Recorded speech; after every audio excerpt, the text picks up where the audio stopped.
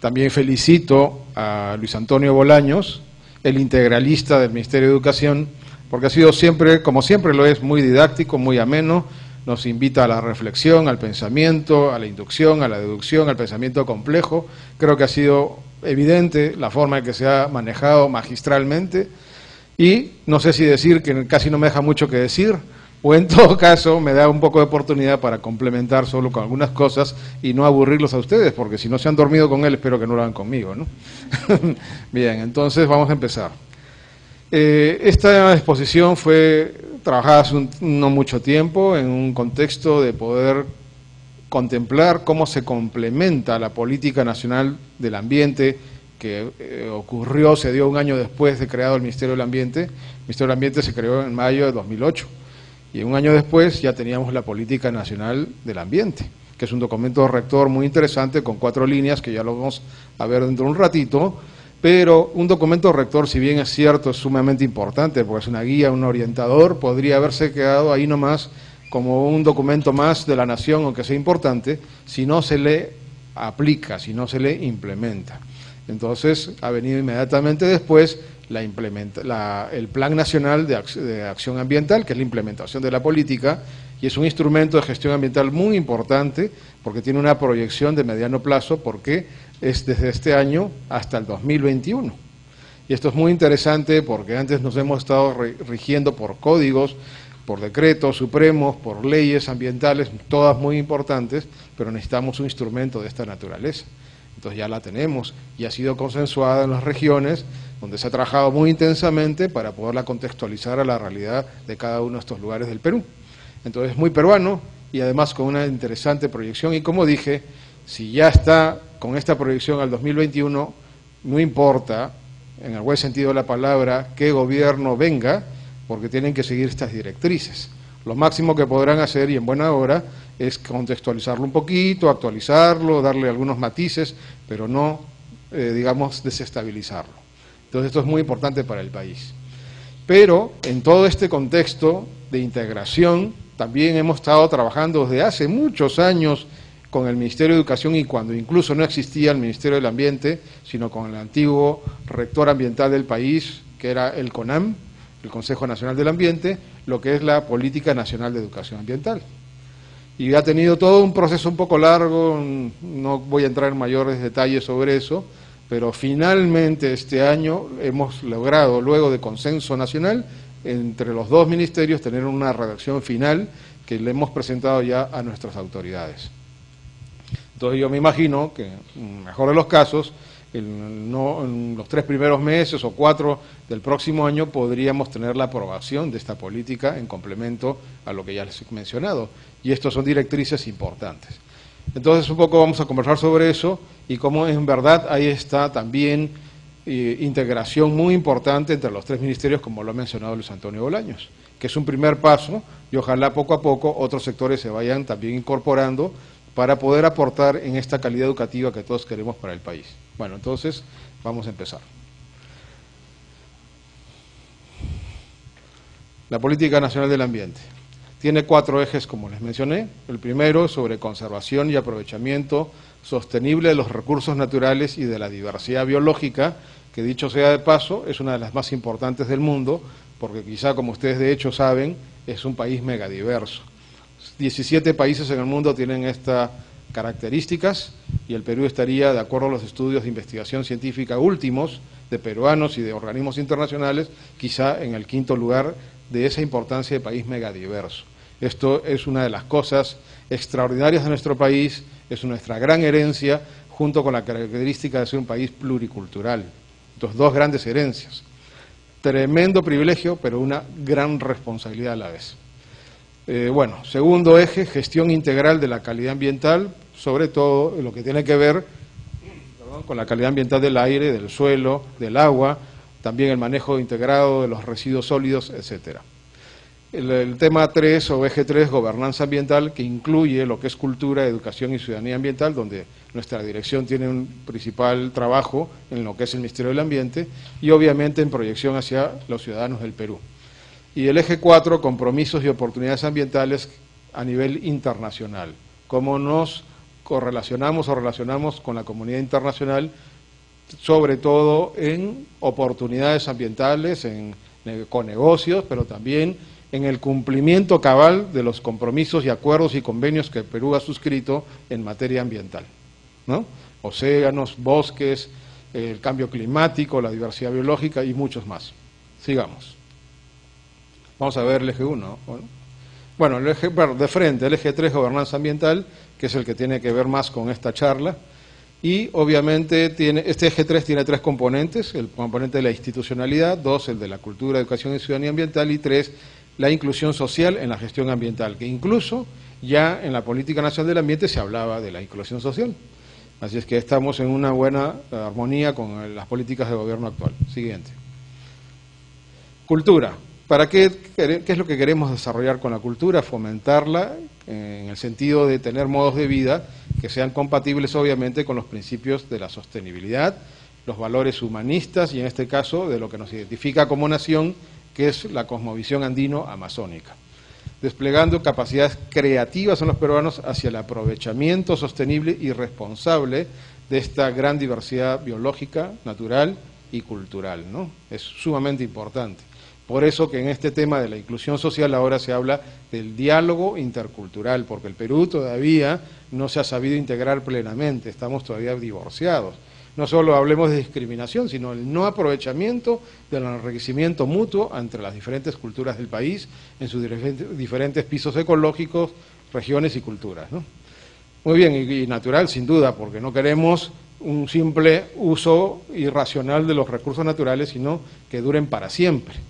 Y parte de esa cultura ambiental será posible cuando tengamos la visión y el conocimiento, todos los peruanos, de que hay una estructura natural que tiene enlaces ecosistémicos de interacción muy importantes y básicos que tendríamos que conocer para poder respetar todos esos ciclos de renovación, de depuración y de reproducción que tiene la naturaleza.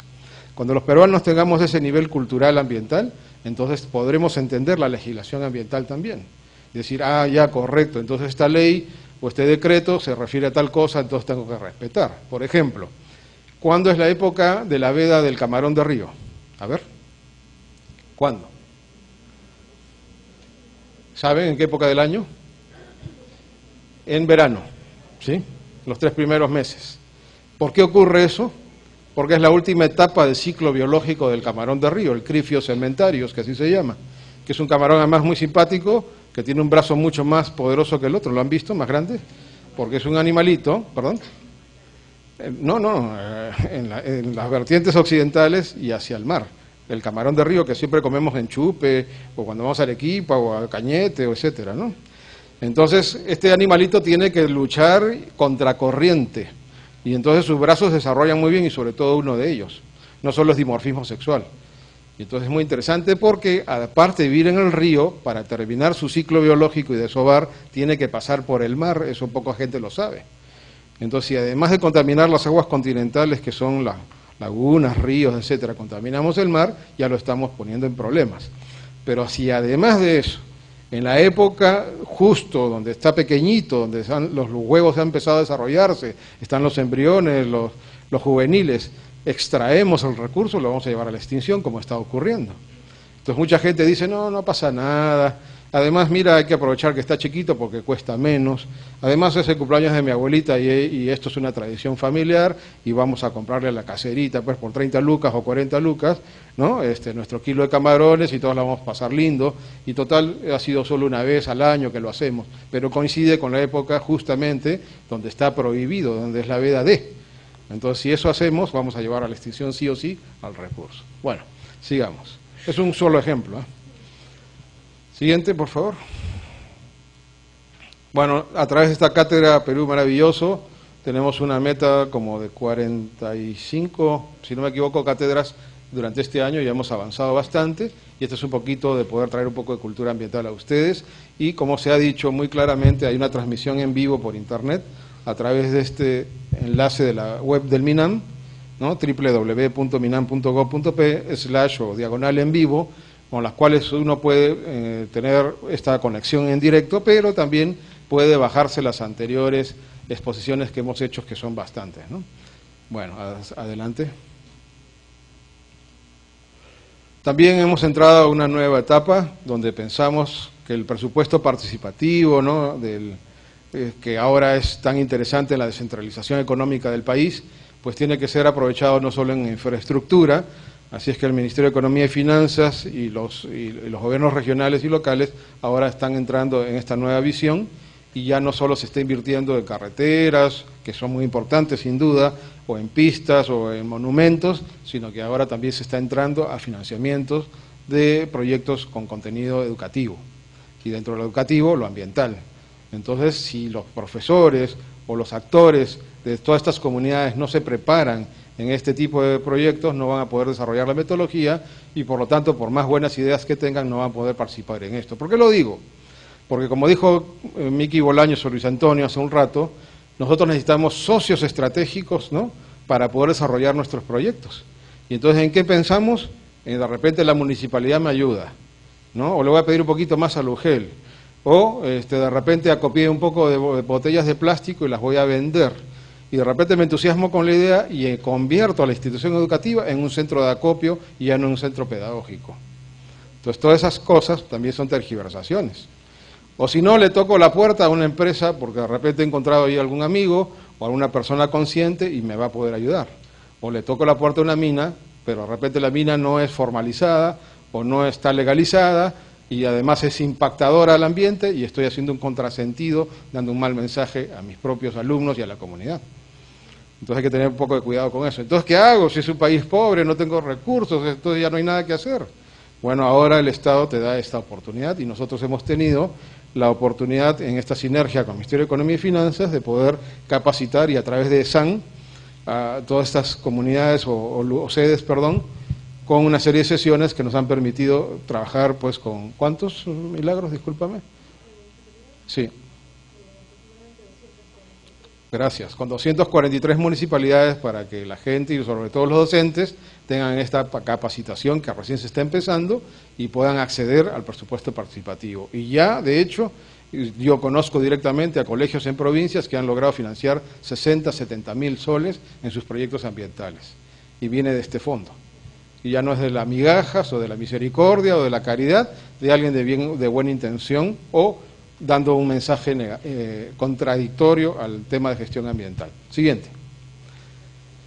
Bueno, también nos hemos ido por todas las regiones del país en 2 años y seguiremos, si así se lo permite el nuevo gobierno, que hay ahora regiones priorizadas, llevando toda una semana de educación, cultura y ciudadanía ambiental en todas las regiones para llevar estos mensajes de lo que se hace en el país con educación ambiental y con ecoeficiencia, que yo lo voy a explicar dentro de un rato. Siguiente.